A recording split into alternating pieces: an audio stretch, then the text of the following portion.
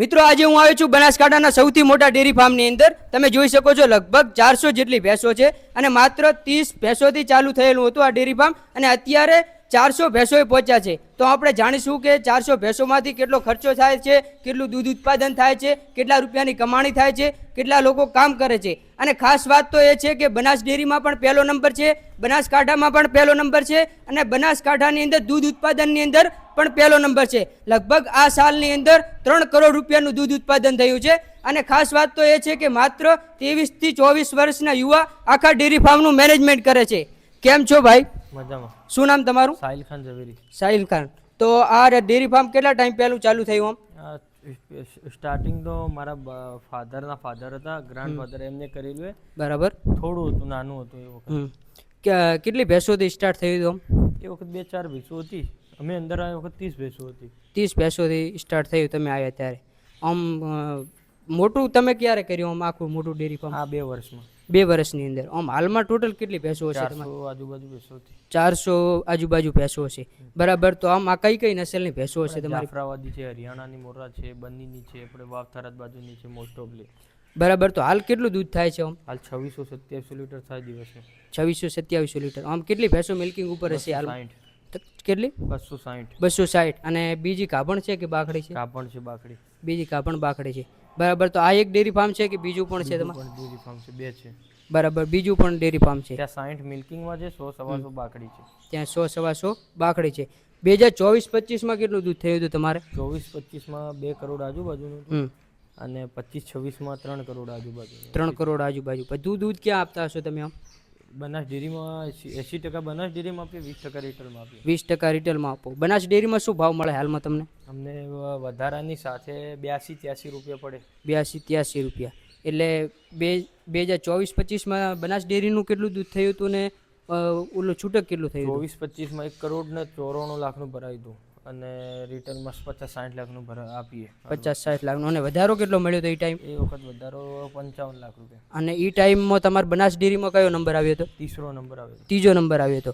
અને પછી તમે કેટલી ભેંસો વધારી? એની પછી અમે 60 ભેંસ એક ફેરા વધારી. એક જ ઝાટકે 60 ભેંસો વધારી. 2025-26ની અંદર 400 ભેંસોમાંથી કેટલું દૂધ ઉત્પાદન થયું? 400 તો અમને અમે 4 મહિનાથી 6 મહિનાથી 60 ભેંસ વધારી. પહેલા 300 પ્લસ જ હતી. એટલે ડેરીમાં 2 કરોડ 94 લાખનું 70-80 લાખનું રિટર્ન થાય. એટલે 4 કરોડ લમસમનું 3 વર્ષ ચાલે.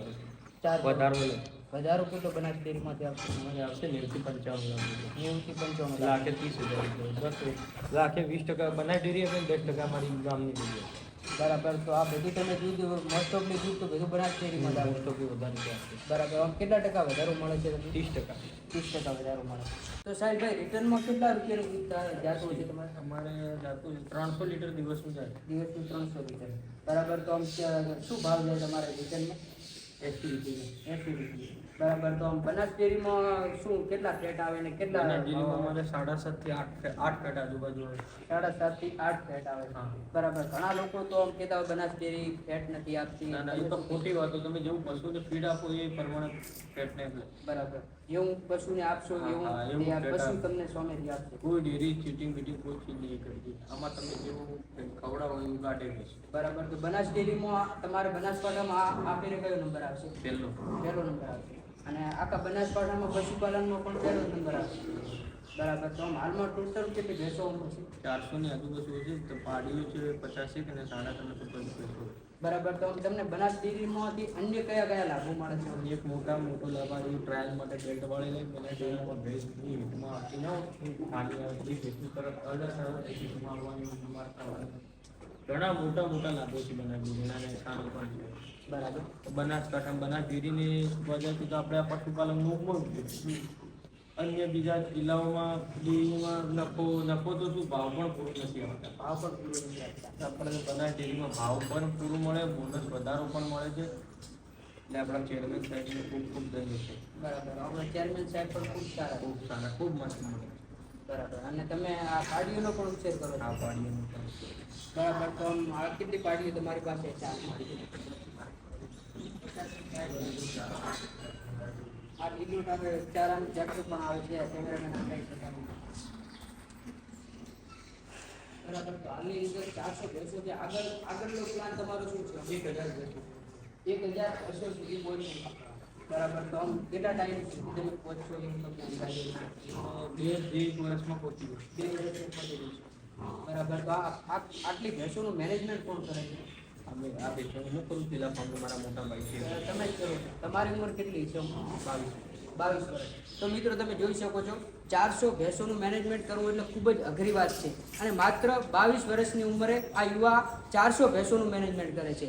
અને અહીંયા આગળ કેટલા લોકો આમ કામ કરતા હશે? 15 થી 17 જણા કામ કરે. 15 થી 17 જણા કામ કરે છે. એમને તમે કેટલા ટાઈમ તો ભેંસો આપો છો તમે? એક માણસને 15 ભેંસ. એક માણસને 15 ભેંસો. બરાબર, તો આમાં ભેંસો કયા કયા વિસ્તારની તમે લાવી લો છો? એ ભેંસો લીધું પહેલા તો હરિયાણાની, જાફરાબાદની બંને પણ આવે છે. બંનેની પણ છે. આપણે હાલ વાવ થરાદની વધારે છે. વાવથરાજની પણ હરિયાણાથી પણ લાવે છે. હરિયાણાની ભેંસો કેવી હોય છે? આ લોકો વખાણ કરતા હોય છે. આડમાં પણ સર્વ શાંત હતું. શાંત ભેંસો. અને આપણી વાવથરાજની ભેંસો કેવી હોય છે? બેસું કોઈ બીમાર નથી તો બેસું તોય પણ આપણે તરત ભેગા કરીએ. બરાબર. આમ હાલમાં તમારી પાસે વીઆઈની ભેંસો કેટલી છે? અને અમારી પાસે ટોટલ વીઆઈડી કમસે કમ છે હાલ તો ઓછી છે 50 થી 50. બરાબર. અને આ લાઈનની અંદર ભેંસો છે એ ગાભણ છે કે વીઆઈની? એમાં ગાભણ છે. બરાબર. અને આ સાઈડની? એ એમાં બધી ગાભણ છે. આની અંદર બધી ગાભણ છે. અને આની બાજુમાં જે છે એમાં પણ ગાભણ ને વીઆઈડી મિક્સમાં. એમાં પણ ગાભણની વીઆઈની મિક્સ. વીઆઈડી. બરાબર, તો તમને સૌથી સારી ભેંસ કઈ લાગી આમ રફ એન્ડ ટફ? દૂધમાં જાફરાબાદી. દેખાવમાં શાંત સ્વભાવમાં હરિયાણા.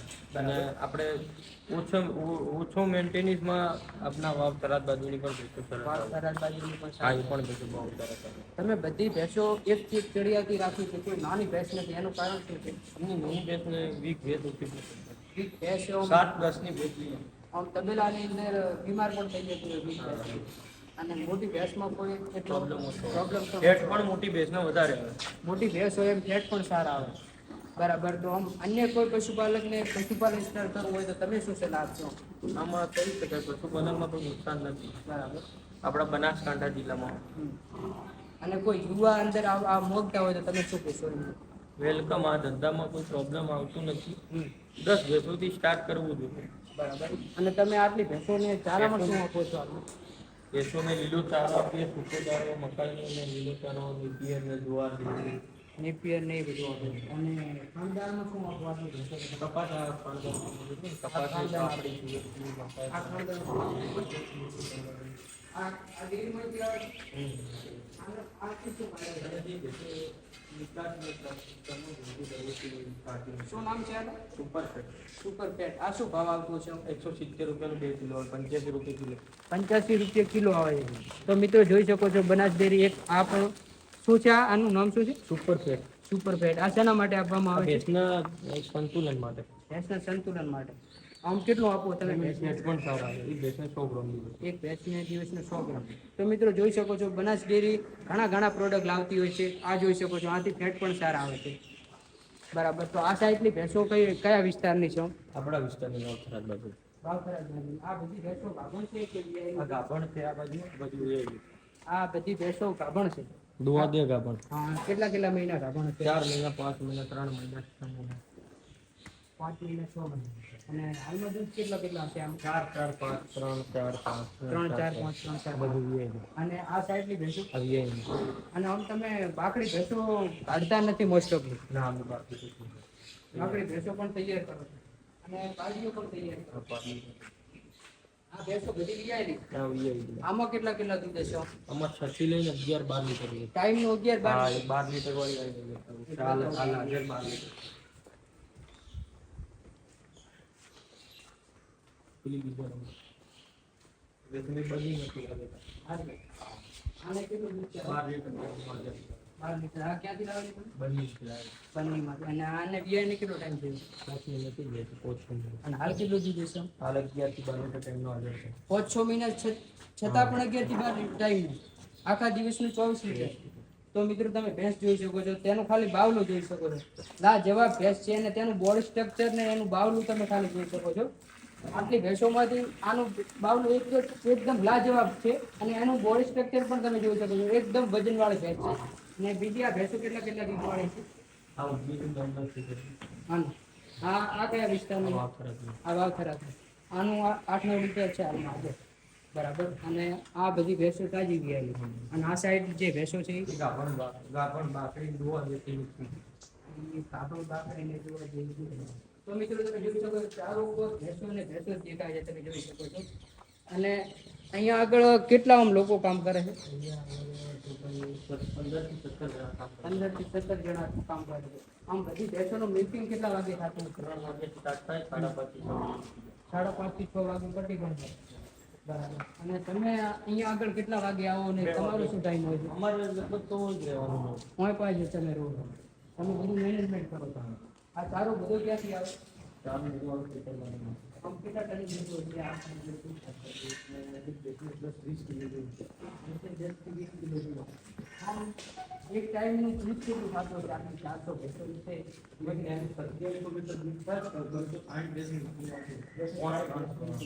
તો આમ કેટલા રૂપિયાનું થઈ જતું હશે એક દિવસનું દૂધ? 1.5 લાખ રૂપિયાનું દૂધ થાય છે. એમાં જો આપણે ખર્ચો ગણો તો ખર્ચો કેટલો થઈ જતો? ખર્ચો 50-60% ખર્ચો થઈ જાય. 50 કોઈ ગાડી મારું નહીં. બરાબર. લીલું ચારો. આ લીલો ચારો. આમ વાર્ષિક તમારો આમ નફો ગણો તો કેટલો થાય ને આમ ખર્ચો કેટલો થાય? નફાના આખી 40% બચત થાય. આ ડેરી ફાર્મની અંદર શું મુશ્કેલીઓ આવતી હોય એવું તમને કોને લાગે? બધી મુશ્કેલીનો સ્ટાર્ટિંગમાં સામનો કર્યો તો. હાલમાં તો કોઈ એવું આવ્યું નહીં. હાલમાં કોઈ આવ્યું નથી. આ બુલેટ બાઇક છે આ પણ ડેરી ફાર્મને આમાંથી જ છે. એમાંથી જ છે. બરાબર. ને એક યુવા છો અને આટલું બધું સંભાળી રહ્યા છો. આગળનો આમ શું ટાર્ગેટ છે તમારે? આગળનું 1000 ભેંસનું ટાર્ગેટ છે. 1000 ભેંસનું ટાર્ગેટ. બરાબર. ને આ શું છે આ કટામાં? એ ખાણ છે. આ ખાણ છે. આ ખાણમાં શું લાવો તમે? જવ આવે. જવું લાવો. ને આ બે મશીન છે શેના માટે? કટિંગ કાઢવાનું. કટિંગ. આનાથી તમે કટિંગ કરો છો. બરાબર. તો આ સાઈડ આ શું બનાવે છે? ગુડાઉન. ગોડાઉન બનાવ્યું. તો મિત્રો જોઈ શકો છો આ સાઈડ ગુડાઉન પણ બનાવેલ છે. આ ગુડાઉનની કેટલી કેપેસિટી છે? 30 ગાડી છે. 30 ગાડી. આની અંદર સ્ટોક કરીને રાખો છો. હા હાલમાં શું છે અંદર? બરાબર. સૂકા ચારામાં આપો છો ને લીલામાં તે બે મિક્સ આપો છો કે? 2 મિક્સ. આમ બે મિક્સ આપવાથી શું ફાયદો થાય? ભેંસને પાચન શક્તિ સારી રહે છે. એ પણ કટિંગ કરીને જ નાખીએ. એટલે કે પાચન પણ જલ્દી થઈ જાય. બરાબર. ને આ સાઈડ શું બનાવે છે? માણસો માટે. આ માણસોને તમે શું શું સુવિધા આપે? બધી કપડાથી લઈને તો સાહેબભાઈ તમારું 400 ભેંસોનું ડેરી ફાર્મ છે તો આમ કેટલી જમીનની અંદર બનાવેલું છે તમે? મારું 2 વીઘાની અંદર 2 વીઘાની અંદર બનાવેલું. બરાબર. તો આમ તમારી પાસે આમ જમીન કેટલી છે? 10 થી 12 વીઘા. 30 થી 12 વીઘા. આમ બાપ દાદાની કે આ પશુપાલન? બાપ દાદાને છે 6-7 વીઘા, 3-4 વીઘા એના ડેરી ફાર્મના બાજુ. ડેરી ફાર્મ કર્યા બાદ તમે 3-4 વીઘા કર્યું. બરોબર. તો આમ તમે ગરમીની અંદર આ ભેંસોને કેવી રીતે મેનેજમેન્ટ રાખો છો? ફુવારામાં આવેલા છે પણ વધારે ગરમીમાં તબેલાનું પાણી મળી જાય. તબેલાની અંદર કોણ છે? અને સાફ સફાઈ માટે શું? કામ કરવું પડે તે ટાઈમ તબેલો બોલાય.